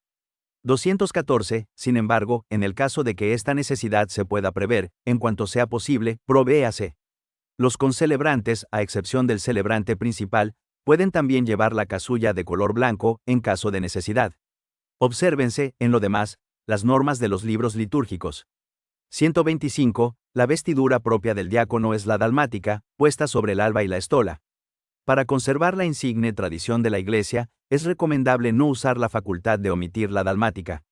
215. 126. Se ha reprobado el abuso de que los sagrados ministros realicen la Santa Misa, incluso con la participación de solo un asistente, sin llevar las vestiduras sagradas, o con solo la estola sobre la cogulla monástica, o el hábito común de los religiosos, o la vestidura ordinaria, contra lo prescrito en los libros litúrgicos. 216. Los ordinarios cuiden de que este tipo de abusos sean corregidos rápidamente y haya, en todas las iglesias y oratorios de su jurisdicción, un número adecuado de ornamentos litúrgicos, confeccionados según las normas. 127. En los libros litúrgicos se concede la facultad especial, para los días más solemnes, de usar vestiduras sagradas festivas o de mayor dignidad, aunque no sean del color del día. 217. Esta facultad, que también se aplica adecuadamente a los ornamentos fabricados hace muchos años, a fin de conservar el patrimonio de la Iglesia, es impropio extenderla a las innovaciones, para que así no se pierdan las costumbres transmitidas y el sentido de estas normas de la tradición no sufra menoscabo, por el uso de formas y colores según la inclinación de cada uno. Cuando sea un día festivo, los ornamentos sagrados de color dorado o plateado pueden sustituir a los de otros colores, pero no a los de color morado o negro. 128. La Santa Misa y las otras celebraciones litúrgicas, que son acción de Cristo y del pueblo de Dios jerárquicamente constituido, sean organizadas de tal manera que los sagrados ministros y los fieles laicos, cada uno según su condición, participen claramente. Por eso es preferible que los presbíteros presentes en la celebración eucarística, si no están excusados por una justa causa, ejerzan la función propia de su orden, como habitualmente, y participen por lo tanto como concelebrantes, revestidos con las vestiduras sagradas. De otro modo, lleven el hábito coral propio o la sobrepelliz sobre la vestidura talar. 218. No es apropiado, salvo los casos en que exista una causa razonable, que participen en la misa, en cuanto al aspecto externo, como si fueran fieles laicos. Capítulo 6. La reserva de la Santísima Eucaristía y su culto fuera de la misa 1. La reserva de la Santísima Eucaristía, 129. La celebración de la Eucaristía en el sacrificio de la misa es, verdaderamente, el origen y el fin del culto que se le tributa fuera de la misa. Las sagradas especies se reservan después de la misa, principalmente con el objeto de que los fieles que no pueden estar presentes en la misa, especialmente los enfermos y los de avanzada edad, puedan unirse a Cristo y a su sacrificio, que se inmola en la misa, por la comunión sacramental. 219. Además, esta reserva permite también la práctica de tributar adoración a este gran sacramento, con el culto de latría, que se debe a Dios. Por lo tanto, es necesario que se promuevan vivamente aquellas formas de culto y adoración, no solo privada sino también pública y comunitaria, instituidas o aprobadas por la misma Iglesia. 220, 130, según la estructura de cada iglesia y las legítimas costumbres de cada lugar, el Santísimo Sacramento será reservado en un sagrario, en la parte más noble de la iglesia, más insigne, más destacada, más convenientemente adornada, y también, por la tranquilidad del lugar, apropiado para la oración, con espacio ante el sagrario, así como suficientes bancos o asientos y reclinatorios. 221. Atiéndase diligentemente, además, a todas las prescripciones de los libros litúrgicos y a las normas del derecho. 222. Especialmente para evitar el peligro de profanación. 223. 131. Además de lo prescrito en el can. 934.1. Se prohíbe reservar el Santísimo Sacramento en los lugares que no están bajo la segura autoridad del obispo diocesano o donde exista peligro de profanación. Si esto ocurriera, el obispo revoque inmediatamente la facultad, ya concedida, de reservar la Eucaristía. 224. 132. Nadie lleve la Sagrada Eucaristía a casa o a otro lugar, contra las normas del derecho. Se debe tener presente, además, que sustraer o retener las sagradas especies con un fin sacrílego, o arrojarlas, constituye uno de los graviora delicta, cuya absolución está reservada a la Congregación para la Doctrina de la Fe. 225. 133. El sacerdote o el diácono, o el ministro extraordinario, cuando el ministro ordinario esté ausente o impedido, que lleva al enfermo la Sagrada Eucaristía para la comunión, irá directamente, en cuanto sea posible, desde el lugar donde se reserva el sacramento hasta el domicilio del enfermo, excluyendo mientras tanto cualquier otra actividad profana, para evitar todo peligro de profanación y para guardar el máximo respeto al cuerpo de Cristo. Además, sígase siempre el ritual para administrar la comunión a los enfermos, como se prescribe en el ritual romano. 226. 2. Algunas formas de culto a la Eucaristía fuera de la misa. 134. El culto que se da a la Eucaristía fuera de la misa es de un valor inestimable en la vida de la Iglesia. Dicho culto está estrechamente unido a la celebración del sacrificio eucarístico. 227. Por lo tanto, promuévase insistentemente la piedad hacia la Santísima Eucaristía, tanto privada como pública, también fuera de la misa, para que sea tributada por los fieles la adoración a Cristo, verdadera y realmente presente. 228, que es pontífice de los bienes futuros. 229, y redentor del universo. Corresponde a los sagrados pastores animar, también con el testimonio personal, el culto eucarístico, particularmente la exposición del Santísimo Sacramento y la adoración de Cristo presente bajo las especies eucarísticas. 230, 135, la visita al Santísimo Sacramento, los fieles, no dejen de hacerla durante el día, puesto que el Señor Jesucristo, presente en el mismo, como una muestra de gratitud, prueba de amor y un homenaje de la debida adoración. 231, la contemplación de Jesús, presente en el Santísimo Sacramento, en cuanto es comunión espiritual, une fuertemente a los fieles con Cristo, como resplandece en el ejemplo de tantos santos. 232. La iglesia en la que está reservada la Santísima Eucaristía debe quedar abierta a los fieles, por lo menos algunas horas al día, a no ser que obste una razón grave, para que puedan hacer oración ante el Santísimo Sacramento.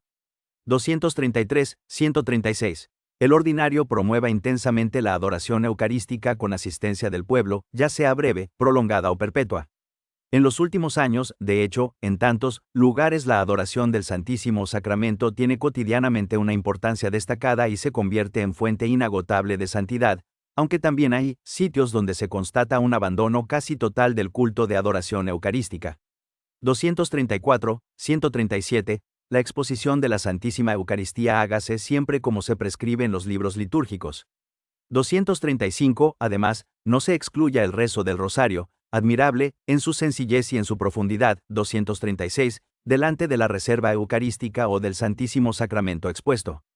Sin embargo, especialmente cuando se hace la exposición, se evidencia el carácter de esta oración como contemplación de los misterios de la vida de Cristo Redentor y de los designios salvíficos del Padre Omnipotente, sobre todo empleando lecturas sacadas de la Sagrada Escritura. 237, 138, sin embargo, el Santísimo Sacramento nunca debe permanecer expuesto sin suficiente vigilancia, ni siquiera por un tiempo muy breve. Por lo tanto, hágase de tal forma que, en momentos determinados, siempre estén presentes algunos fieles, al menos por turno. 139, donde el obispo diocesano dispone de ministros sagrados u otros que puedan ser designados para esto, Es un derecho de los fieles visitar frecuentemente el Santísimo Sacramento de la Eucaristía para adorarlo y, al menos algunas veces en el transcurso de cada año, participar de la adoración ante la Santísima Eucaristía expuesta.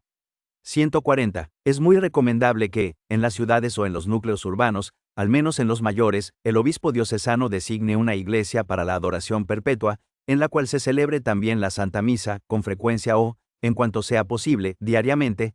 La exposición se interrumpirá rigurosamente mientras se celebra la misa. 238. Conviene que en la misa, que precede inmediatamente a un tiempo de adoración, se consagre la hostia que se expondrá a la adoración y se coloque en la custodia, sobre el altar, después de la comunión. 239. 141. El obispo diocesano reconozca y, en la medida de lo posible, aliente a los fieles en su derecho de constituir hermandades o asociaciones para practicar la adoración, incluso perpetua. Cuando esta clase de asociaciones tenga carácter internacional, corresponde a la Congregación para el Culto Divino y la Disciplina de los Sacramentos erigirlas o aprobar sus estatutos. 243. Las procesiones y los congresos eucarísticos. 142. Corresponde al obispo diocesano dar normas sobre las procesiones, mediante las cuales se provea a la participación en ellas y a su decoro. 241. Y promover la adoración de los fieles.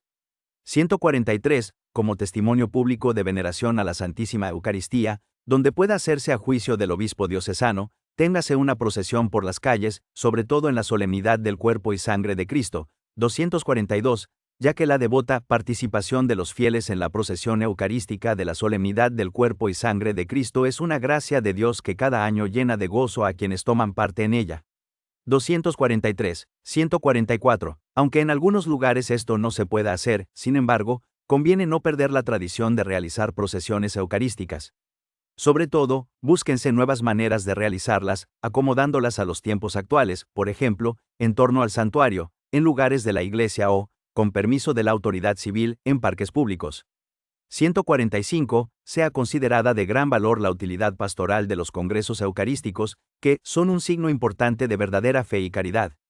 244. Prepárense con diligencia y realícense conforme a lo establecido. 245. Para que los fieles veneren de tal modo los sagrados misterios del cuerpo y la sangre del Hijo de Dios, que experimenten los frutos de la redención. 246. Capítulo 7. Ministerios extraordinarios de los fieles laicos. 146. El sacerdocio ministerial no se puede sustituir en ningún modo. En efecto, si falta el sacerdote en la comunidad, ésta carece del ejercicio y la función sacramental de Cristo, cabeza y pastor, que pertenece a la esencia de la vida misma de la comunidad. 247. Puesto que, solo el sacerdote válidamente ordenado es ministro capaz de confeccionar el sacramento de la Eucaristía, actuando in persona Christi. 248. 147. Sin embargo, donde la necesidad de la Iglesia así lo aconseje, faltando los ministros sagrados, pueden los fieles laicos suplir algunas tareas litúrgicas conforme a las normas del derecho. 249. Estos fieles son llamados y designados para desempeñar unas tareas determinadas, de mayor o menor importancia, fortalecidos por la gracia del Señor. Muchos fieles laicos se han dedicado y se siguen dedicando con generosidad a este servicio, sobre todo en los países de misión, donde aún la Iglesia está poco extendida, o se encuentra en circunstancias de persecución. 250, pero también en otras regiones afectadas por la escasez de sacerdotes y diáconos. 148. Sobre todo, debe considerarse de gran importancia la formación de los catequistas, que con grandes esfuerzos han dado y siguen dando una ayuda extraordinaria y absolutamente necesaria al crecimiento de la fe y de la Iglesia. 251. 149. Muy recientemente, en algunas diócesis de antigua evangelización, son designados fieles laicos como asistentes pastorales, muchísimos de los cuales, sin duda, han sido útiles para el bien de la Iglesia, facilitando la acción pastoral desempeñada por el obispo, los presbíteros y los diáconos. Vigílese, sin embargo, que la determinación de estas tareas no se asimile demasiado a la forma del ministerio pastoral de los clérigos. Por lo tanto, se debe cuidar que los asistentes pastorales no asuman aquello que propiamente pertenece al servicio de los ministros sagrados. 150. La actividad del asistente pastoral se dirige a facilitar el ministerio de los sacerdotes y diáconos, a suscitar vocaciones al sacerdocio y al diaconado y, según las normas del derecho, a preparar cuidadosamente los fieles laicos en cada comunidad para las distintas tareas litúrgicas, según la variedad de los carismas. 151. Solamente por verdadera necesidad se recurra al auxilio de ministros extraordinarios en la celebración de la liturgia. pero esto no está previsto para asegurar una plena participación a los laicos, sino que, por su naturaleza, es suplementario y provisional. 252. Además, donde por necesidad se recurra al servicio de los ministros extraordinarios, multiplíquense especiales y fervientes peticiones para que el Señor envíe pronto un sacerdote para el servicio de la comunidad y suscite abundantes vocaciones a las sagradas órdenes. 253. 152. Por lo tanto, estos ministerios de mera suplencia no deben ser ocasión de una deformación del mismo ministerio de los sacerdotes, de modo que estos descuiden la celebración de la Santa Misa por el pueblo que les ha sido confiado, la personal solicitud hacia los enfermos, el cuidado del bautismo de los niños, la asistencia a los matrimonios, o la celebración de las exequias cristianas, que ante todo conciernen a los sacerdotes, ayudados por los diáconos. Así pues, no suceda que los sacerdotes, en las parroquias, cambien indiferentemente con diáconos o laicos las tareas pastorales, confundiendo de esta manera lo específico de cada uno. 153. Además, nunca es lícito a los laicos asumir las funciones o las vestiduras del diácono o del sacerdote, u otras vestiduras similares. 1. El ministro extraordinario de la Sagrada Comunión. 154. Como ya se ha recordado, solo el sacerdote válidamente ordenado es ministro capaz de confeccionar el sacramento de la Eucaristía, actuando in persona Christi. 254. De donde el nombre de ministro de la Eucaristía solo se refiere propiamente al sacerdote. También, en razón de la sagrada ordenación, los ministros ordinarios de la Sagrada Comunión son el obispo, el presbítero y el diácono. 255, a los que corresponde, por lo tanto, administrar la Sagrada Comunión a los fieles laicos en la celebración de la Santa Misa. De esta forma se manifiesta adecuada y plenamente su tarea ministerial en la Iglesia, y se realiza el signo del sacramento. 155. Además de los ministros ordinarios, está el acólito instituido ritualmente, que por la institución es ministro extraordinario de la Sagrada Comunión, incluso fuera de la celebración de la misa. Todavía, si lo aconsejan razones de verdadera necesidad, conforme a las normas del derecho, 256, el obispo diocesano puede delegar también otro fiel laico como ministro extraordinario, ya sea para ese momento, ya sea para un tiempo determinado, recibida en la manera debida la bendición. Sin embargo, este acto de designación no tiene necesariamente una forma litúrgica, ni de ningún modo, si tiene lugar, puede asemejarse la sagrada ordenación. Solo en casos especiales e imprevistos, el sacerdote que preside la celebración eucarística puede dar un permiso ad actum. 257, 156. Este ministerio se entienda conforme a su nombre en sentido estricto, este es ministro extraordinario de la Sagrada Comunión, pero no ministro especial de la Sagrada Comunión, ni ministro extraordinario de la Eucaristía, ni ministro especial de la Eucaristía. Con estos nombres es ampliado indebida e impropiamente su significado. 157. Si habitualmente hay número suficiente de ministros sagrados, también para la distribución de la Sagrada Comunión, no se pueden designar ministros extraordinarios de la Sagrada Comunión. En tales circunstancias, los que han sido designados para este ministerio no lo ejerzan. Repruébese la costumbre de aquellos sacerdotes que, a pesar de estar presentes en la celebración, se abstienen de distribuir la comunión, encomendando esta tarea a laicos. 258, 158. El ministro extraordinario de la Sagrada Comunión podrá administrar la comunión solamente en ausencia del sacerdote o diácono, cuando el sacerdote está impedido por enfermedad, edad avanzada, o por otra verdadera causa, o cuando es tan grande el número de los fieles que se acercan a la comunión, que la celebración de la misa se prolongaría demasiado.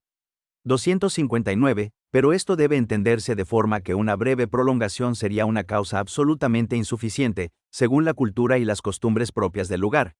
159. Al ministro extraordinario de la Sagrada Comunión nunca le está permitido delegar en ningún otro para administrar la Eucaristía, como, por ejemplo, los padres o el esposo o el hijo del enfermo que va a comulgar. 160. El obispo diocesano examine de nuevo la praxis en esta materia durante los últimos años y, si es conveniente, la corrija o la determine con mayor claridad. Donde por una verdadera necesidad se haya difundido la designación de este tipo de ministros extraordinarios, corresponde al obispo diocesano, teniendo presente la tradición de la Iglesia, dar las directrices particulares que establezcan el ejercicio de esta tarea, según las normas del derecho. 2. La predicación. 161. Como ya se ha dicho, la homilía, por su importancia y naturaleza, dentro de la misa está reservada al sacerdote o al diácono. 260. Por lo que se refiere a otras formas de predicación, si concurren especiales necesidades que lo requieran, o cuando en casos particulares la utilidad lo aconseje, pueden ser admitidos fieles laicos para predicar en una iglesia o oratorio, fuera de la misa, según las normas del derecho. 261, lo cual puede hacerse solamente por la escasez de ministros sagrados en algunos lugares, para suplirlos, sin que se pueda convertir, en ningún caso, la excepción en algo habitual, ni se debe entender como una auténtica promoción del laicado. 262. Además, recuerden todos que la facultad para permitir esto, en un caso determinado, se reserva a los ordinarios del lugar, pero no concierne a otros, incluso presbíteros o diáconos. 3. Celebraciones particulares que se realizan en ausencia del sacerdote. 162. La Iglesia, en el día que se llama domingo, se reúne fielmente para conmemorar la resurrección del Señor y todo el misterio pascual, especialmente por la celebración de la misa. 263. De hecho, ninguna comunidad cristiana se edifica si no tiene su raíz y quicio en la celebración de la Santísima Eucaristía. 264. Por lo que el pueblo cristiano tiene derecho a que sea celebrada la Eucaristía en su favor, los domingos y fiestas de precepto, o cuando concurran otros días festivos importantes, y también diariamente, en cuanto sea posible. Por esto, donde el domingo haya dificultad para la celebración de la misa, en la iglesia parroquial o en otra comunidad de fieles, el obispo diocesano busque las soluciones oportunas, juntamente con el presbiterio. 265. Entre las soluciones, las principales serán llamar para esto a otros sacerdotes o que los fieles se trasladen a otra iglesia de un lugar cercano, para participar del misterio eucarístico.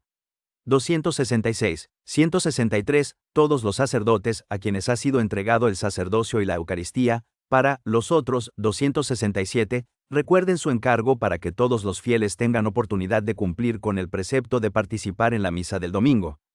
268. Por su parte, los fieles laicos tienen derecho a que ningún sacerdote, a no ser que exista verdadera imposibilidad, rechace nunca celebrar la misa en favor del pueblo, o que ésta sea celebrada por otro sacerdote, si de diverso modo no se puede cumplir el precepto de participar en la misa, el domingo y los otros días establecidos. 164. Cuando falta el ministro sagrado u otra causa grave hace imposible la participación en la celebración eucarística. 269. El pueblo cristiano tiene derecho a que el obispo diocesano, en lo posible, procure que se realice alguna celebración dominical para esa comunidad, bajo su autoridad y conforme a las normas de la Iglesia. Pero esta clase de celebraciones dominicales especiales deben ser consideradas siempre como absolutamente extraordinarias. Por lo tanto, ya sean diáconos o fieles laicos, todos los que han sido encargados por el obispo diocesano para tomar parte en este tipo de celebraciones, considerarán como cometido suyo el mantener viva en la comunidad una verdadera hambre de la Eucaristía, que lleve a no perder ocasión alguna de tener la celebración de la misa, incluso aprovechando la presencia ocasional de un sacerdote que no esté impedido por el derecho de la Iglesia para celebrarla. 270. 165. Es necesario evitar, diligentemente, cualquier confusión entre este tipo de reuniones y la celebración eucarística. 271. Los obispos diocesanos, por lo tanto, valoren con prudencia si se debe distribuir la Sagrada Comunión en estas reuniones. Conviene que esto sea determinado, para lograr una mayor coordinación, por la Conferencia de Obispos, de modo que alcanzada la resolución, la presentará a la aprobación de la sede apostólica, mediante la Congregación para el Culto Divino y la Disciplina de los Sacramentos. Además, en ausencia del sacerdote y del diácono, será preferible que las diversas partes puedan ser distribuidas entre varios fieles, en vez de que uno solo de los fieles laicos dirija toda la celebración. No conviene, en ningún caso, que se diga de un fiel laico que preside la celebración. 166. Asimismo, el obispo diocesano, a quien solamente corresponde este asunto, no conceda con facilidad que este tipo de celebraciones, sobre todo si en ellas se distribuye la Sagrada Comunión, se realicen en los días feriales y, sobre todo en los lugares donde el domingo precedente o siguiente se ha podido o se podrá celebrar la Eucaristía. Se ruega vivamente a los sacerdotes que, a ser posible, celebren diariamente la Santa Misa por el pueblo, en una de las iglesias que les han sido encomendadas. 167. De manera parecida, no se puede pensar en reemplazar la Santa Misa dominical con celebraciones ecuménicas de la palabra o con encuentros de oración en común con cristianos miembros de dichas comunidades eclesiales, o bien con la participación en su servicio litúrgico. 272. Si por una necesidad urgente, el obispo diocesano permitiera ad actum la participación de los católicos, vigilen los pastores para que entre los fieles católicos no se produzca confusión sobre la necesidad de participar en la misa de precepto, también en estas ocasiones, a otra hora del día. 273. 4. De aquellos que han sido apartados del estado clerical. 168. El clérigo que, de acuerdo con la norma del derecho, pierde el estado clerical, se le prohíbe ejercer la potestad de orden. 274. A este, por lo tanto, no le está permitido celebrar los sacramentos bajo ningún pretexto, salvo en el caso excepcional establecido por el derecho. 275. Ni los fieles pueden recurrir a él para la celebración, si no existe una justa causa que lo permita, según la norma del canon 1335. 276. Además, estas personas no hagan la homilía. 277. Ni jamás asuman ninguna tarea o ministerio en la celebración de la Sagrada Liturgia, para evitar la confusión entre los fieles y que sea oscurecida la verdad. Capítulo 8. Los remedios. 169. Cuando se comete un abuso en la celebración de la Sagrada Liturgia, verdaderamente se realiza una falsificación de la liturgia católica. Ha escrito Santo Tomás: incurre en el vicio de falsedad quien de parte de la Iglesia ofrece el culto a Dios, contrariamente a la forma establecida por la autoridad divina de la Iglesia y su costumbre. 278, 170. Para que se dé una solución a este tipo de abusos, lo que más urge es la formación bíblica y litúrgica del pueblo de Dios, pastores y fieles. 279. De modo que la fe y la disciplina de la Iglesia, en lo que se refiere a la Sagrada Liturgia, sean presentadas y comprendidas rectamente. Sin embargo, donde los abusos persistan, debe procederse en la tutela del patrimonio espiritual y de los derechos de la Iglesia, conforme a las normas del derecho, recurriendo a todos los medios legítimos. 171. Entre los diversos abusos hay algunos que constituyen objetivamente los graviora delicta, los actos graves, y también otros que con no menos atención hay que evitar y corregir. Teniendo presente todo lo que se ha tratado, especialmente en el capítulo 1 de esta instrucción, conviene prestar atención a cuanto sigue. 1. Graviora delicta. 172. Los graviora delicta contra la santidad del Sacratísimo Sacramento y sacrificio de la Eucaristía y los sacramentos, son tratados según las normas sobre los graviora delicta, reservados a la Congregación para la Doctrina de la Fe. 280. Esto es: a. Sustraer o retener con fines sacrílegos, o arrojar las especies consagradas. 281. B. Atentar la realización de la liturgia del sacrificio eucarístico o su simulación. 282. C. Con celebración prohibida del sacrificio eucarístico juntamente con ministros de comunidades eclesiales que no tienen la sucesión apostólica, ni reconocen la dignidad sacramental de la ordenación sacerdotal. 283. D. Consagración con fin sacrílego de una materia sin la otra, en la celebración eucarística, o también de ambas, fuera de la celebración eucarística. 284. 2. Los actos graves. 173. Aunque el juicio sobre la gravedad de los actos se hace conforme a la doctrina común de la Iglesia y las normas por ella establecidas, como actos graves se consideran siempre, objetivamente, los que ponen en peligro la validez y dignidad de la Santísima Eucaristía, esto es, contra lo que se explicó más arriba en los NN. 48 a 52, 56, 76 a 77, 79, 91 a 92, 94, 96, 101 menos 133.138.153 y 168. Prestándose atención, además, a otras prescripciones del Código de Derecho Canónico, y especialmente a lo que se establece en los cánones 1364, 1369, 1373, 1376, 1380, 1384, 1385, 1386 y 1398.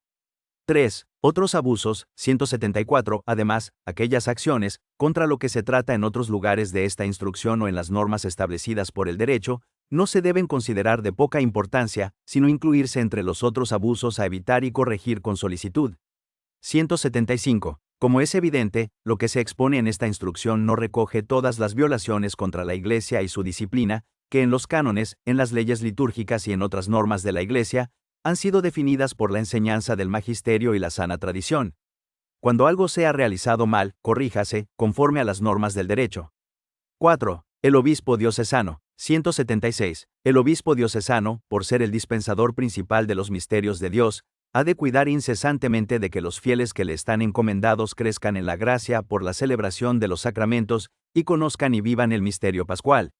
285. A este corresponde, dentro de los límites de su competencia, dar normas obligatorias para todos sobre materia litúrgica. 286. 177. Dado que tiene obligación de defender la unidad de la Iglesia universal, el obispo debe promover la disciplina que es común a toda la Iglesia, y por tanto exigir el cumplimiento de todas las leyes eclesiásticas. Ha de vigilar para que no se introduzcan abusos en la disciplina eclesiástica, especialmente acerca del ministerio de la palabra, la celebración de los sacramentos y sacramentales, el culto de Dios y de los santos.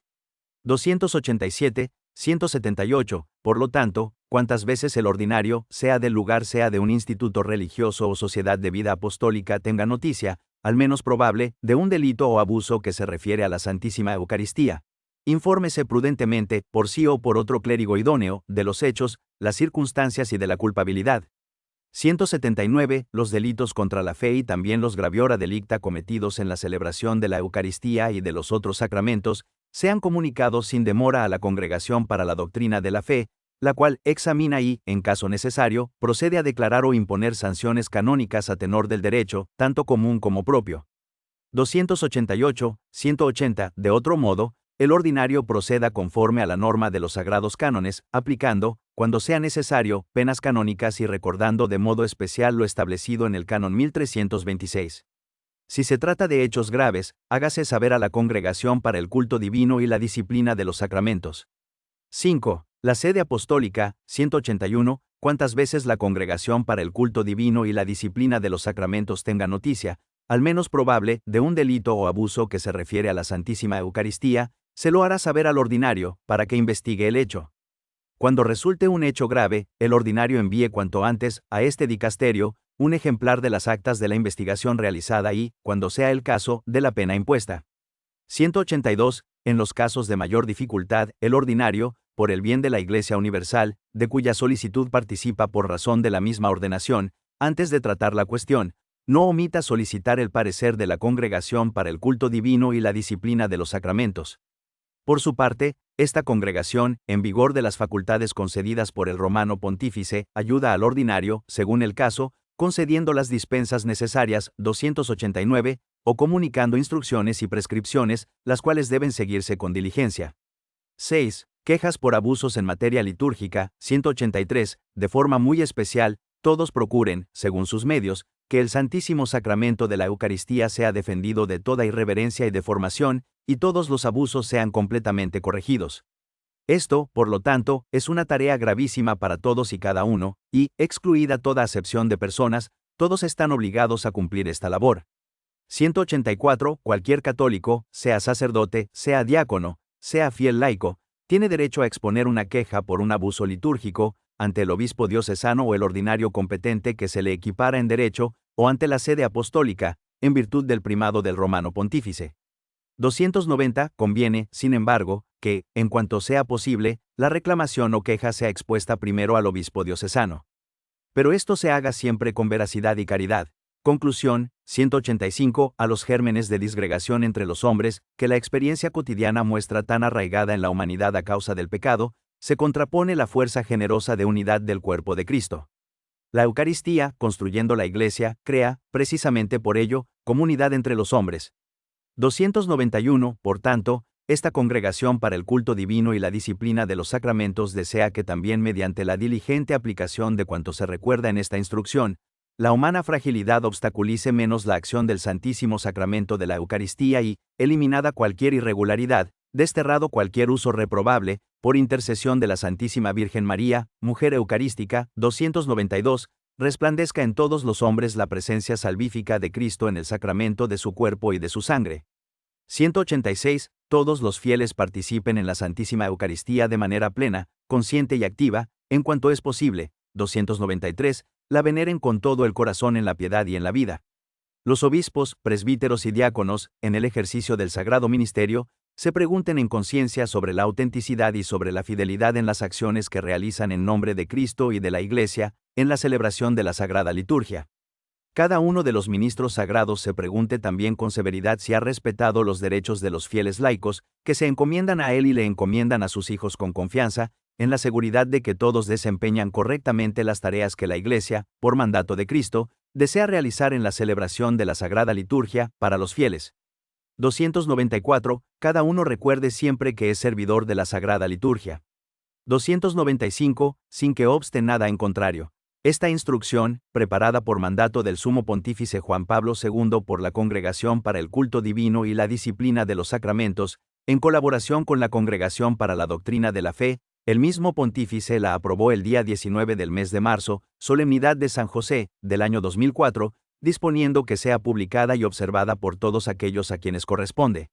En Roma, en la sede de la Congregación para el Culto Divino y la Disciplina de los Sacramentos, en la solemnidad de la Anunciación del Señor, 25 de marzo del 2004. Francis Card, Arince Prefecto Domenico Sorrentino Arzobispo Secretario.